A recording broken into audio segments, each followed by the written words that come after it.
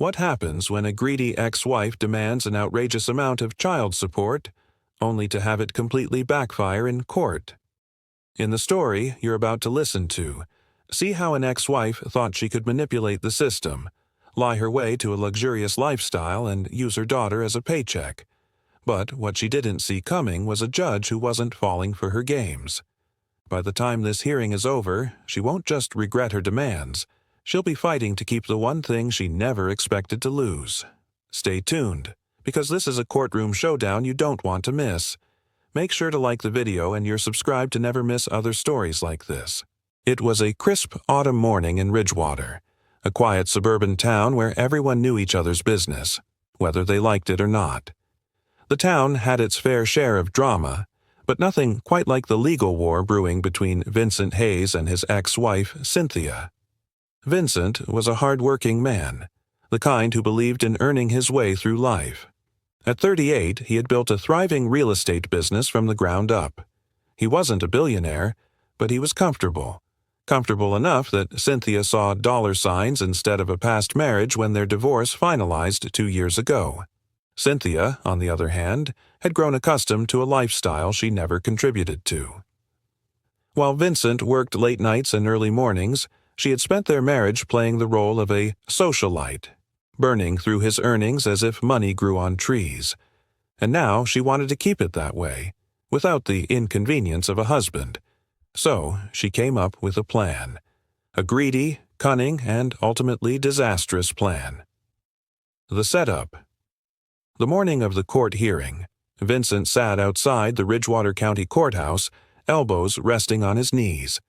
His attorney, Nathan Wells, a sharp-eyed man with a reputation for dismantling gold diggers in court, stood beside him. "She's overplaying her hand," Nathan said, flipping through a thick folder of financial statements and legal documents. "We're talking about an absurd demand, $50,000 a month in child support?" he scoffed. "That's not child support. That's a retirement plan."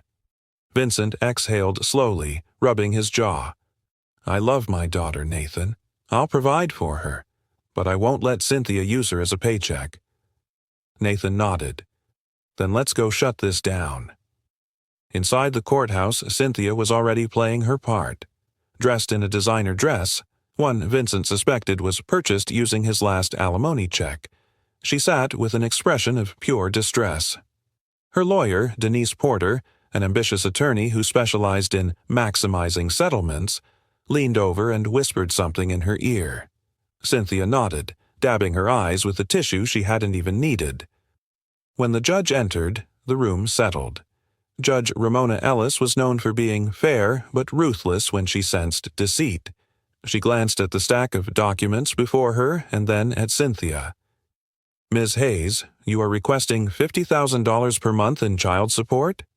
Cynthia put on her best wronged woman face. "Yes, Your Honor. My child deserves the same lifestyle she had before the divorce. She shouldn't have to suffer just because her father decided to move on with his life." Vincent clenched his jaw. He had always been a good father. This wasn't about their daughter, it was about revenge. Judge Ellis folded her hands.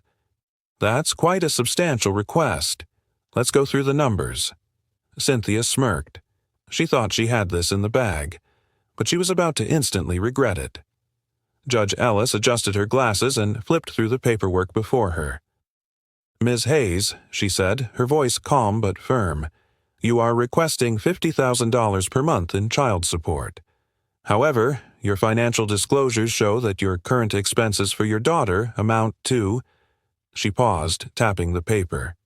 "Roughly $4,000 per month." The courtroom went silent. Vincent's attorney, Nathan, leaned back in his chair, a smirk barely concealed.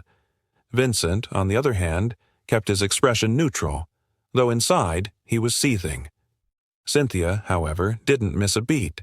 She gasped dramatically and clutched her chest as if she had just been gravely insulted. "Your Honor, that doesn't account for her future needs. Her private school tuition, extracurricular activities, her dietary requirements—" "Ms. Hayes," Judge Ellis interjected, unimpressed. "Your daughter attends Ridgewater Academy, which is already paid for until next year per Mr. Hayes's prior agreement. Her extracurriculars include gymnastics and piano lessons, both of which cost under $1,000 per month. And as for dietary requirements, I assume she eats the same as any normal 10-year-old? Cynthia's mouth opened, then shut. Her eyes darted toward her lawyer, Denise, who cleared her throat and shuffled her papers. "Your Honor," Denise spoke up, "Ms. Hayes has sacrificed her own career to be a full-time mother. The amount requested is not simply about child support, it's about ensuring stability for the primary caregiver." Vincent finally spoke. His voice was steady but edged with frustration. "Your Honor, Cynthia has never had a job. Even when we were married, she spent my money as if she earned it. And now she's asking for child support that has nothing to do with our daughter and everything to do with funding her lifestyle." Cynthia gasped. "That's a lie," she shrieked. "You left us. You abandoned your family and now you want to punish me for needing support?" Vincent clenched his fists, but before he could respond, Judge Ellis raised a hand. "Mr. Hayes, let's focus on the financials." She turned back to Cynthia. "Ms. Hayes, please clarify exactly how $50,000 per month directly benefits your daughter." Cynthia's eyes burned with frustration, her mind racing for an answer. She couldn't admit the truth, that she wanted luxury handbags, spa treatments, and extravagant vacations. So she lied. "Your Honor, my daughter has special needs." Nathan raised an eyebrow. Vincent stiffened. Judge Ellis frowned. "What kind of special needs?" Cynthia hesitated for just a fraction of a second. "She has, anxiety. She needs therapy, emotional support, and a certain standard of living to feel safe." Nathan let out a quiet chuckle. Vincent exhaled sharply. That was a mistake. Judge Ellis turned to Vincent. "Mr. Hayes, is your daughter currently in therapy for anxiety?" Vincent shook his head. "No, Your Honor. She's a happy, well-adjusted child. She's never even mentioned anxiety." Judge Ellis's gaze hardened. Cynthia had just lied to the court, and it wasn't going to end well for her. A tense silence filled the courtroom. Judge Ellis leaned forward, her gaze sharp as a blade. "Ms. Hayes, you just claimed your daughter has anxiety requiring therapy, yet Mr. Hayes states she has never been diagnosed with any condition. Do you have medical records to support this claim?" Cynthia's face paled. "Well, I mean, it's not official yet, but—" The judge held up a hand. "So, in other words, you fabricated a medical condition to justify an unreasonable child support request?" Denise, Cynthia's lawyer, quickly interjected. "Your Honor, my client may have misspoken. What she meant was—" But Judge Ellis wasn't buying it. What she meant, the judge said coldly, was that she was hoping to manipulate this court. Vincent finally allowed himself a small exhale. This was what Cynthia did. She lied, she schemed, and when caught, she played the victim. But it wasn't working today. Cynthia sat back, arms crossed, lips pressed tight. She was losing, and she knew it. But she wasn't done. "Fine," she snapped. "Even without that, I still deserve compensation. I gave up everything to raise our daughter. I have no career, no income." Nathan, Vincent's lawyer, smirked. "By choice," he muttered under his breath. Cynthia's head snapped toward him. "Excuse me?" Nathan flipped open a file.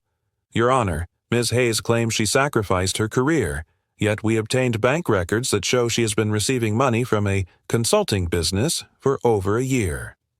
He slid the papers toward the judge. "It appears Ms. Hayes has been paid over $10,000 a month for her services." Judge Ellis raised an eyebrow. "Ms. Hayes, can you explain this?" Cynthia's face turned beet red. That's not income. That's just a friend helping me out." Nathan tilted his head. "A friend who pays you the same amount every month? Sounds a lot like a salary." Denise shifted uncomfortably beside Cynthia, realizing this was going downhill fast. The judge's voice was like ice. So, not only have you exaggerated your daughter's needs, but you have also failed to disclose your own income? She tapped the papers on her desk. That's fraud, Ms. Hayes. Cynthia's breathing became rapid. No, I didn't. Judge Ellis turned to Vincent. Mr. Hayes, given these findings, I assume you are requesting a fair and reasonable child support arrangement? Vincent nodded. Absolutely, Your Honor. I'm more than happy to provide for my daughter, but I won't be extorted. The judge sighed and glanced at Cynthia, who looked like she wanted to melt into her chair. In light of the deception and hidden income, this court will not entertain Ms. Hayes's request for $50,000 per month. Instead, she picked up her gavel. We will reassess custody arrangements. Cynthia's head snapped up in horror. She thought she could squeeze Vincent for money, but now she was about to lose everything. Cynthia's face drained of color. Custody, reassessment? That wasn't part of the plan. Her mouth opened, then shut as panic took hold. Your Honor, she stammered, what does that mean? Judge Ellis didn't even look up. She was already flipping through the legal documents in front of her. It means that when a custodial parent is found to have lied under oath and concealed income, it raises concerns about their ability to act in the best interest of the child. Cynthia clutched the edge of the table. But I was just trying to ensure my daughter had stability. Nathan, ever the shark, leaned in slightly. Ms. Hayes, would you call fraud a form of stability? Cynthia shot him a venomous glare. Vincent, meanwhile, remained still, his hands clasped together, watching as his ex-wife unraveled in real time. Judge Ellis continued, flipping to another page. Now, let's address another matter. Ms. Hayes, you claim that you have no source of income, yet we've established that you receive $10,000 a month from a so-called consulting job. Do you pay taxes on this income? Cynthia's lips parted, but no words came out. Judge Ellis let the silence stretch before nodding. That's what I thought. A quiet murmur rippled through the courtroom. Even Denise, Cynthia's attorney, was looking uncomfortable. She probably didn't sign up to defend potential tax fraud. The judge took off her glasses and folded her hands. Ms. Hayes, you came into this courtroom today demanding $50,000 a month. You lied about your daughter's health, you failed to disclose your own income, and you misrepresented your financial needs. That tells me something very concerning. Cynthia swallowed hard. And what's that, Your Honor? Judge Ellis' voice was like steel. That your true priority here was never your daughter. It was yourself. A sharp gasp came from Cynthia. That's not true. I'm a good mother. I take care of her. Vincent finally spoke, his voice quiet but firm. You take care of yourself, Cynthia. You always have. Cynthia's hands balled into fists. This isn't fair. You have all the money, the business, the connections. How am I supposed to live? Judge Ellis arched an eyebrow. Perhaps by getting a real job? A few chuckles echoed from the back of the courtroom. Cynthia's face burned with humiliation. The judge continued. Here's what's going to happen. Mr. Hayes will continue to pay a reasonable amount of child support based on actual expenses, not luxury spending. Cynthia clenched her jaw, her entire plan crumbling. Judge Ellis wasn't done. Additionally, given the dishonesty displayed today, I find it necessary to reassess custody. A formal review will take place, and if the court finds that Mr. Hayes is the more stable and responsible parent, custody may be modified accordingly. Cynthia froze. This was not happening. She had come here expecting a payday. Instead, she was on the verge of losing her daughter. Cynthia's heart pounded as Judge Ellis's words sank in. Custody reassessment. Those two words felt like a guillotine hanging over her head. No, she blurted out, shaking her head violently. You can't do that. You can't just take my daughter away from me. Judge Ellis gave her a measured look. Ms. Hayes, no one is taking your daughter. What's happening is a legal review to determine which household is best suited for her well-being. Cynthia turned to her lawyer in a panic. Do something, she hissed. But Denise, her so-called powerhouse attorney, was already closing her briefcase. She had seen enough courtroom disasters to know when a case was sinking fast. Denise cleared her throat. Your Honor, if I may, I believe my client would be willing to reconsider her financial request in exchange for maintaining full custody. Vincent let out a small scoff. Now she wanted to bargain? Judge Ellis, unimpressed, shook her head. Miss Porter, custody decisions are not for sale. We don't negotiate children like assets in a divorce settlement. Cynthia's breathing was rapid, her hands trembling as she gripped the table. This wasn't how today was supposed to go. She had walked into this courtroom expecting to leave filthy rich. Instead, she was walking out as a liar, a fraud, and possibly an unfit mother. She needed to turn this around. With tears welling up in her eyes, she switched to the one tactic she had always relied on, playing the victim. Your Honor, please, she sniffled, her voice trembling. I made a mistake. I was scared. I thought if I didn't fight for more support, my daughter and I would end up struggling. She wiped at non-existent tears. I love her more than anything. She's my whole world. Judge Ellis studied her, unimpressed. Your world? She tapped the documents again. Because everything I've seen today suggests your lifestyle is your priority, not your daughter. Cynthia's lips trembled. I didn't mean to. But the judge wasn't interested in excuses.